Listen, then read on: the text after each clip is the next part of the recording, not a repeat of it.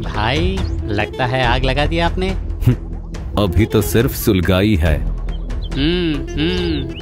अभी तो आग भड़कना बाकी है और उस आग में ज्योति की पहचान मिट जाएगी। जरा संभल कर, कहीं आपकी पहचान न मिट जाए।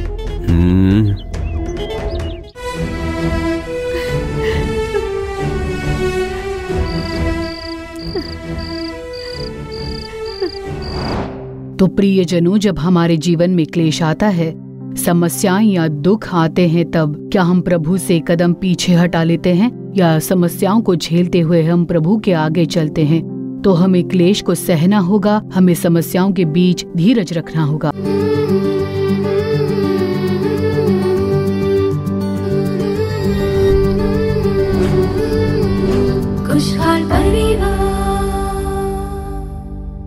खुशहाल परिवार के हमारे प्यारे दर्शकों को प्रभु यीशु मसीह के नाम में प्रेम भरा अभिवादन। हर एक हफ्ते इस खुशहाल परिवार कार्यक्रम के द्वारा कई परिवार आशीष पा रहे हैं, उसके लिए प्रभु की स्तुति करते हैं। और आज के इस दिन भी संकट के समय धीरज रखिए, इस शीर्षक पर हम लोग कार्यक्रम देखने वाले हैं।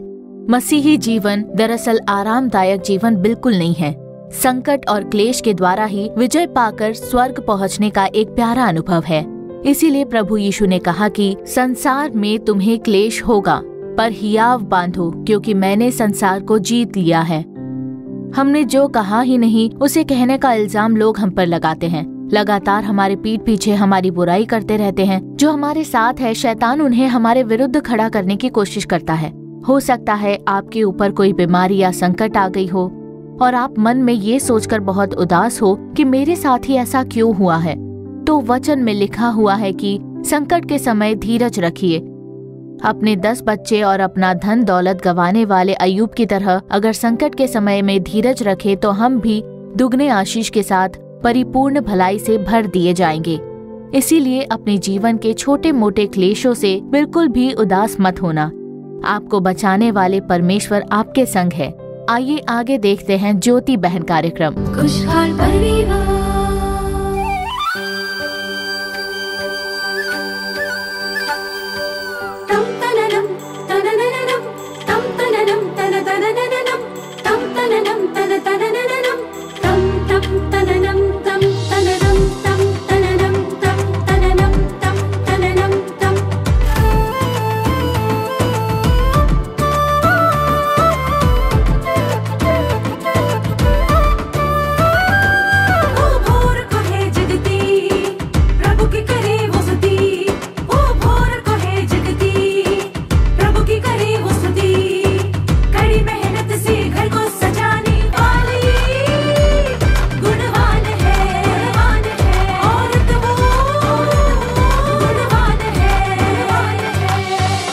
ज्योति बहन।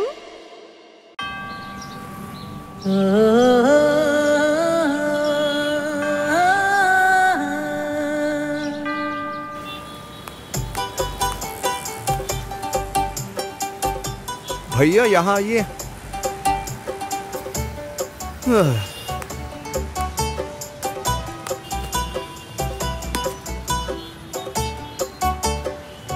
आज खाने में अरे तू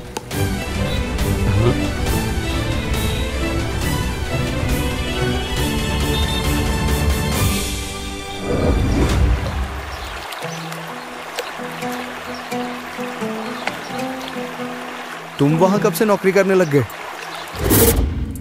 आज इंटरव्यू में क्या हुआ?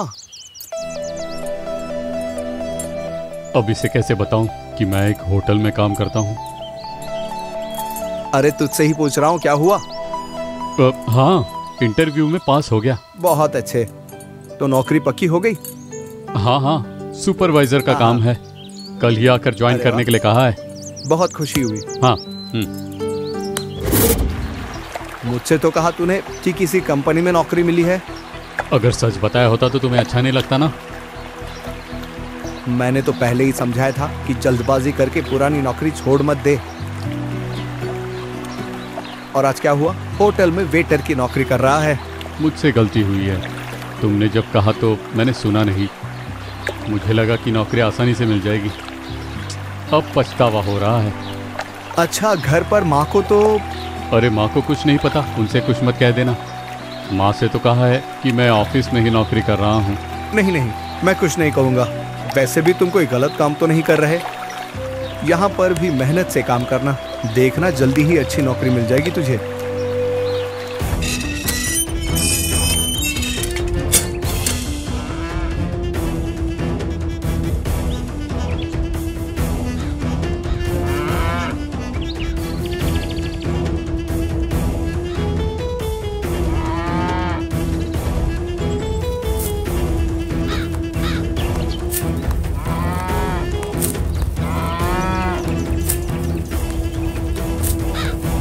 भाई मुझे माफ़ कर दीजिए भाई।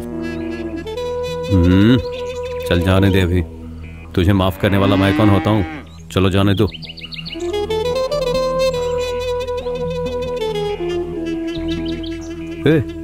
वो ज्योति क्या उतनी भली है? क्या कभी उससे गलती नहीं होती? गलती होती है या नहीं ये तो नहीं पता, पर बाहर से तो यही सुना है कि वो कभी कोई गलती नहीं करती। ऐसा कोई इंसान नहीं जिससे गलती नहीं होती। वो भी एक इंसान ही है ना, तो गलती करनी ही होगी। मुझे तो नहीं लगता।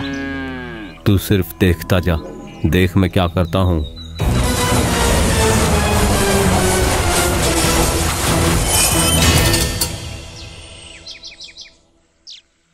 आज तक कभी घर के ओनर ने इस तरह गुस्से में बात नहीं की थी। वो तो बहुत भले इंसान है, पता नहीं ऐसा बर्ताव क्यों किया उन्होंने। मैं चेन्नई में रहता हूँ, इसलिए बार बार मैं यहाँ अपना घर देखने नहीं आ पाऊंगा। इसीलिए इस घर को भी तुम अपना ही घर समझना, ऐसा कहा था। लेकिन आज आकर उन्होंने कहा कि आप अब ये घर खाली कर दो, और आप भी यहाँ पर नहीं हैं। पता नहीं मैं क्या करूँ। मुझे नहीं लगता कि उन्होंने अपनी मर्जी से ऐसा कहा है। इन सब के पीछे जरूर किसी और का हाथ है। मुझे भी कुछ ऐसा ही लग रहा है। ऐसे अचानक आकर घर खाली करने को कहेंगे तो कैसे होगा? हम आखिर जाएंगे कहाँ? मुझे कुछ ठीक नहीं लग रहा है। अच्छा माँ, पिताजी ने जो कहा वो सही है क्या? हाँ बेटा। लेकिन माँ, हमने तो इस घर की अच्छी देखभाल की है और घर को हमेशा ही साफ रखा है, तो घर खाली क्यों करने को कह रहे हैं? पता नहीं बेटा, किराए पर रहने वालों का दुख वो कैसे जान पाएंगे। अब तक कितने सारे घर हमने बदल दिए, लेकिन इस घर में हम काफी समय से रह रहे हैं। अब इसे भी छोड़ना पड़ जाए तो कहाँ जाएंगे? आप चिंता मत कीजिए माँ, देख लेंगे। घर ही तो है, हमें इससे अच्छा घर मिल सकता है। क्यों ज्योति, मकान मालिक ने घर खाली करने के लिए कह दिया ना? कब खाली कर रही हो?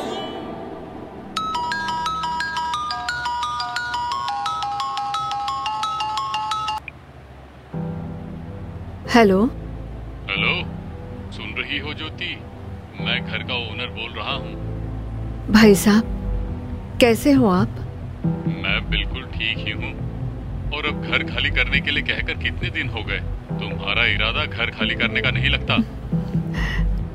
पर भाई साहब, बात क्या है? क्या मैंने घर की देखभाल नहीं की? आप खाली करने के लिए क्यों बोल रहे हो? तुमने देखभाल कैसी भी की हो, अब खाली करने का समय आ गया है तो खाली कर दो। मुझे तो लगता है कि किसी और की बातें सुनकर आप ऐसा बोल रहे हो। मैं क्या छोटा बच्चा हूँ जो दूसरी की बातें सुनकर ऐसा बोलूं? क्या मुझ में समझ नहीं है? मेरी हर बात पर उल्टा जवाब देने लग गई हो तुम। नहीं भाई साहब, मैं तो यही कह रही थी कि... कुछ मत कहो, सिर्फ मेरी बात सुनो। घर जल्दी खाली कर दो। सुनिए तो...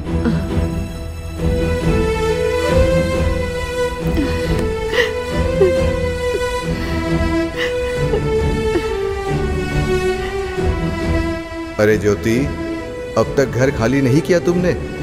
जल्दी खाली कर दो, हमें भी तो सामान रखवाना है।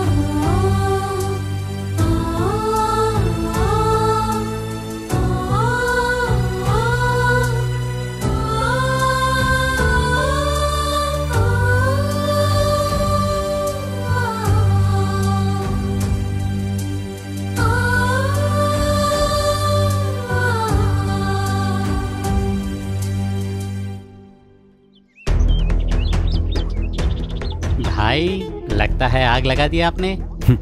अभी तो सिर्फ सुलगाई है, अभी तो आग भड़कना बाकी है और उस आग में ज्योति की पहचान मिट जाएगी।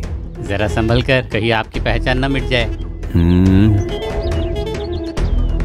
मैं बस मजाक कर रहा था भाई, गुस्से में आप बहुत खूबसूरत लगते हो। चलिए चलते।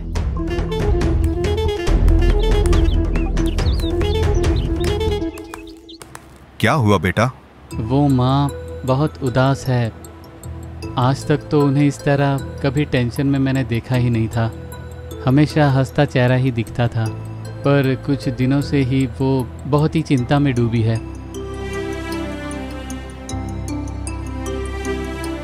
जल्दी नाराज़ हो जाती है, बहुत घबराती है, हर बात में गुस्सा करती है और अचानक अकेली में बैठकर रोती है। मेरे डैडी काम के सिलसिले में बाहर गए हैं और दीदी कॉलेज टूर पर गई है।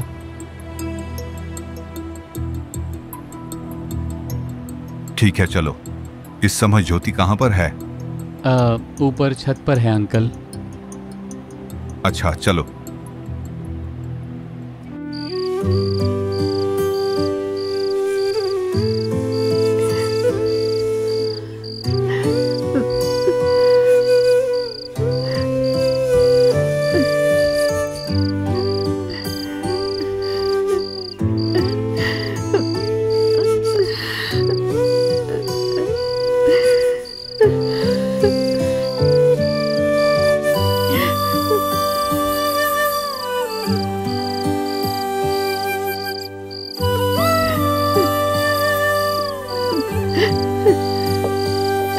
अरे ये क्या ज्योति, ये क्या हाल बना रखा है?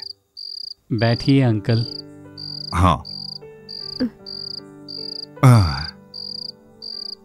मैंने तो तुम्हें इस हालत में कभी नहीं देखा और तुम गुस्सा भी करने लगी हो। तुम्हारे बेटे ने ही बताया? भाई साहब, मैं स्वर्ग से तो नहीं उतरी हूँ, मैं भी तो मामूली इंसान हूँ। इससे ज्यादा मैं और क्या कर सकती हूँ। बहुत ढूंढ लिया, घर नहीं मिल रहा। जहाँ भी रहने जाते हैं कोई ना कोई आकर परेशान करता रहता है। घर तो कोई और भी मिल जाएगा, पर उसे कोई रोक रहा है। ज्योति, तुम्हारा धीरज ही तुम्हारी शक्ति है और इस समय तुम अपना धीरज खो रही हो। जो तुमने कई बार कहा वही दोहरा रहा हूं कि जल्दबाजी में कोई फैसला मत करना। पर तुम इस समय गड़बड़ी में हो, गुस्सा करती हो। थोड़ा धीरज रखो ज्योति। तुम्हें ऐसी हालत में हमने पहले कभी नहीं देखा। और कोई तो है जो तुम्हारे खिलाफ काम कर रहा है, ये तुम भी जानती हो। पर तुम चिंता मत करना, वो परमेश्वर है तुम्हारे साथ और हम लोग भी है तुम्हारे साथ। ज्योति, समस्या तो आती रहती है। काम करने वालों को नौकरी की जगह पर समस्या, ऊपर से ऑफिसरों का दबाव और भी बहुत सारी बातें हैं। और तुम्हारे लिए ये समस्या इस रूप में आई है। बस इतनी सी बात है। तुम उन लोगों को सोचकर क्यों चिंतित हो जो तुम्हारे खिलाफ लोगों को भड़का रहे हैं? तुम उन लोगों के बारे में सोचो जो तुम्हें प्रोत्साहन दे रहे हैं। परमेश्वर की ओर देखो। बस ये एक ही परेशानी नहीं है भाई साहब, और भी एक समस्या है।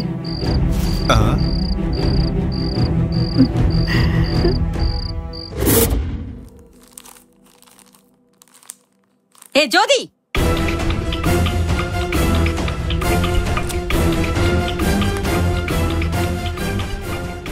खुशहाल परिवार। जो दूसरों के लिए आशीष बनी, उस ज्योति बहन के जीवन में देखिए कितने सारे संकट आ गए। फल लगे पेड़ों पर ही पत्थर पड़ते हैं। प्रार्थना करने वालों के जीवन में ही संकट आते हैं। जानते हैं क्यों? ताकि हम खरा सोना बनकर उभरे। इस समय आपके परिवार के आशीष के लिए परमेश्वर का संदेश देकर प्रार्थना करने बहन जॉयस लाजरस बिल्कुल तैयार है। प्रार्थना के साथ संदेश सुनिए और प्रभु परमेश्वर से आशीष प्राप्त कर लीजिए।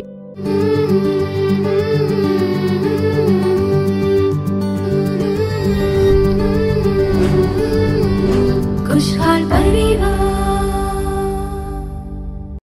परमेश्वर और प्रभु यीशु मसीह के महान नाम में आप सभी को हमारा प्रेम भरा अभिवादन।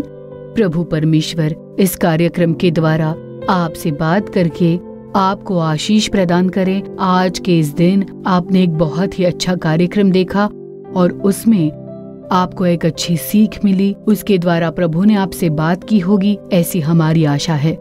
तो हमारे प्रियजनों, रोमियो अध्याय 12 और वचन 12 में क्लेश में स्थिर रहो। तो जब हम क्लेश में होते हैं तो प्रभु हमारे संग होते हैं। जब हम पवित्र वचन में पढ़ते हैं, अय्यूब का पहला अध्याय 1 से लेकर 3 वचन जब हम पढ़ते हैं, वहां अय्यूब के बारे में लिखा हुआ है। ऊज देश में अय्यूब नामक एक पुरुष था। वो खरा और सीधा था और परमेश्वर का भय मानता और बुराई से दूर रहता था। उसके 7 बेटे और 3 बेटियां उत्पन्न हुई। उसके 7,000 भेड़ बकरियां, 3,000 ऊंट, 500 जोड़ी बैल और 500 गधियां और बहुत सी दास दासियां थी। वरन उसके पास इतनी संपत्ति थी कि पूर्वी देशों के लोगों में वो सबसे बड़ा था। तो देखिए, ये अय्यूब बहुत ही बड़ा था, आशीषित था, परमेश्वर का भय मानता था और बुराई से दूर रहने वाला। ऐसे परमेश्वर उसकी गवाही देते हैं। अय्यूब के जीवन में अय्यूब के 10 बच्चे थे। प्रभु ने 10 बच्चों की आशीष दी थी, भरपूरी से आशीष दिया था। अय्यूब के जीवन में भी क्लेश आ गया। देखिए कि एक ही दिन में प्रचंड वायु आकर उसके घर से टकराकर उसके 10 के 10 बच्चे मारे गए। ऐसे अय्यूब को खबर मिलती है। लेकिन हम देखते हैं कि जब अय्यूब के जीवन में क्लेश आया था, परेशानी आई थी, दुख आ गया था, जब उसकी निंदा की गई, जब उसका नुकसान हुआ, तब उसने कुड़कुड़ाहट नहीं की, प्रभु के विरुद्ध कुछ नहीं कहा। ऐसा कुछ भी बाइबल में नहीं लिखा है। उसकी परेशानियों में, उसके दुख में उसने प्रभु की स्तुति की, धन्यवाद दिया। उसके 10 के 10 बच्चे मारे गए, पर अय्यूब कहते हैं कि यहोवा ने ही दिया, यहोवा ने ले लिया, यहोवा का नाम धन्य हो। ऐसा कहते हुए उस क्लेश में स्थिर रहकर वो प्रभु की स्तुति करते हैं। मेरे प्रिय जनों, हमारे जीवन में भी क्लेश आता है, जो बहुत सी परेशानी आती है, तो क्या हम प्रभु से एक कदम पीछे हटा लेते हैं या फिर हम उन क्लेशों को सहते हुए, उनका सामना करते हुए प्रभु के आगे चलते हैं? तो हमें क्लेश को सहना है, समस्याओं का सामना करना है। समस्याओं के समय में हमें धीरज रखना होगा। जब हम पर क्लेश आता है तब प्रभु हमारे संग रहते हैं। समस्याओं के समय में वो हमारे संग है, वही हमें आशीष देते हैं और वही हमें आशीष प्रदान करते हैं। पर नुकसान के समय में हमें बिल्कुल भी कुड़कुड़ाना नहीं चाहिए, हमें कोई प्रश्न नहीं उठाना है। अय्यूब के 10 बच्चे एक ही दिन में मारे गए, लेकिन अय्यूब उस क्लेश में स्थिर रहे। तो हमें भी क्लेश के समय में अय्यूब की तरह स्थिर रहना है। यहोवा ने दिया, यहोवा ने ही लिया, यहोवा का नाम धन्य है। ऐसा कहते हुए अय्यूब ने प्रभु की स्तुति की। तो मेरे प्रियजनों, मैं एक भाई साहब को जानती हूँ। वो एक गैर मसीही पार्श्वभूमि में से थे। उन्हें यीशु के बारे में बताया गया था और जब उन्हें बताया गया था तब अपने परिवार समेत उन्होंने प्रभु यीशु को स्वीकार कर लिया था। उनकी संतान नहीं थी। प्रभु को स्वीकारने के 5 साल के बाद प्रभु ने एक बेटे की आशीष दी और उस बेटे के कारण उनके परिवार में काफी खुशियां आ गई थी, काफी आशीष था। यीशु को स्वीकार किए हुए एक परिवार के समान वो थे। उस भाई ने यीशु को स्वीकारा था, परिवार समेत प्रभु के पीछे चलते थे। प्रभु ने उन्हें आशीष दिया था। प्रभु ने आशीष के तौर पर एक बेटा दिया। जब उनका बेटा 5 साल का था, वो लड़का बीमार पड़ गया। उसे अस्पताल में भर्ती कर दिया गया था, लेकिन वहाँ पर उस छोटे बच्चे की मौत हो गई। अब ये खबर उसके पिताजी को कैसे बताए, ऐसे सोचकर उसके रिश्तेदार बड़ी गड़बड़ी में थे और आखिरकार डॉक्टरों ने उसके पिता को बुलाकर आपके बेटे की मौत हो गई है ये बताने पर वो बहुत ही शांत खड़े थे। अपने बच्चे को उन्होंने अपनी गोद में उठाया और कहा कि प्रभु ने ही ये बेटा मुझे दिया था, प्रभु ने दिया था, प्रभु ने ही ले लिया, प्रभु का नाम धन्य हो। ऐसा कहते हुए उस पिता ने उस बड़े क्लेश के बीच में भी प्रभु की स्तुति करते हुए, कोई भी कुड़कुड़ाहट किए बिना ही, ऐसा बिल्कुल नहीं कहा कि प्रभु ने ऐसा क्यों किया। उन्होंने कोई कुड़कुड़ाहट नहीं की, धन्यवाद भरे दिल से उन्होंने स्तुति करते हुए उस बेटे को दफनाया।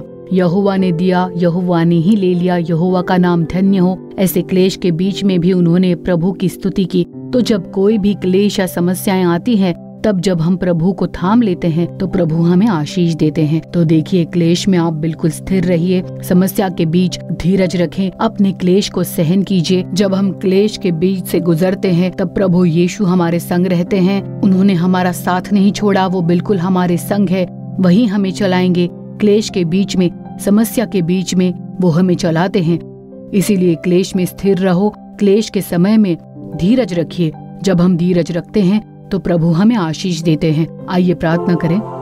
हे प्रभु, आपको धन्यवाद देते हैं प्रभु, आपको धन्यवाद देते हैं, आपकी स्तुति करते हैं।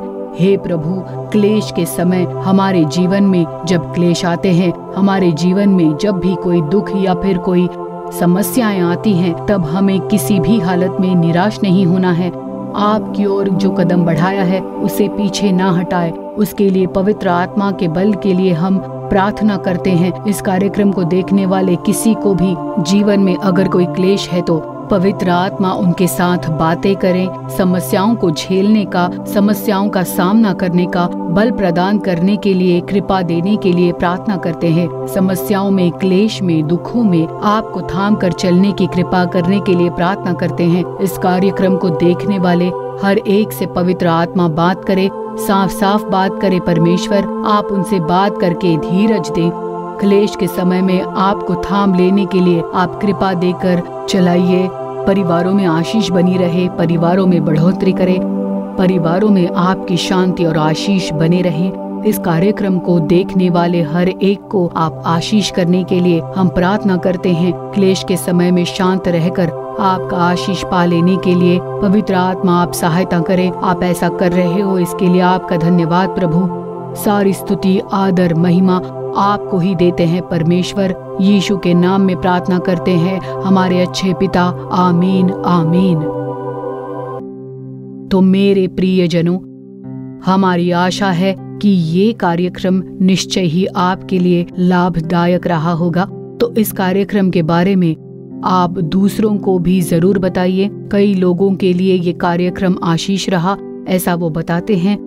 तो इस कार्यक्रम के बारे में आप दूसरों को भी बताइए, अपनी जान पहचान वालों को, अपने रिश्तेदारों को इसके बारे में जरूर बताइए। और इस कार्यक्रम के द्वारा कई गवाहियां हैं जो हमें मिल रही हैं, और अगर आप भी इसमें गवाही देना चाहो तो खुशहाल परिवार कार्यक्रम को जरूर अपनी गवाही बताइए। प्रभु के नाम की महिमा हो। प्रभु आपको आशीष प्रदान करे। आमीन आमीन।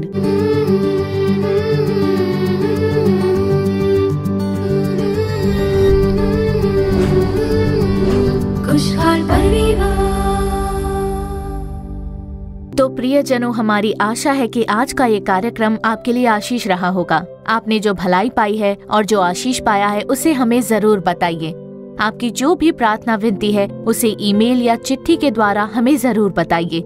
आपके लिए प्रार्थना करने और सलाह देने के लिए भाई मोहन सी लाजरस और परमेश्वर के दास बिल्कुल तैयार हैं। हमारे Jesus redeem social media platform के दूसरे कार्यक्रम से जुड़ जाइए और उसमें प्रसारित होने वाले आओ प्रार्थना करें कार्यक्रम को देखिए। और अद्भुत पर्व जैसे हमारे दूसरे कार्यक्रमों से जुड़ना बिल्कुल मत भूलिएगा। हम आपको प्रोत्साहित करते हैं कि अपने परिवार समेत इन कार्यक्रमों को देखिए और उनके द्वारा प्रार्थना से जुड़ जाइए और अपने जीवन में आशीष और भलाई प्राप्त कर लीजिए।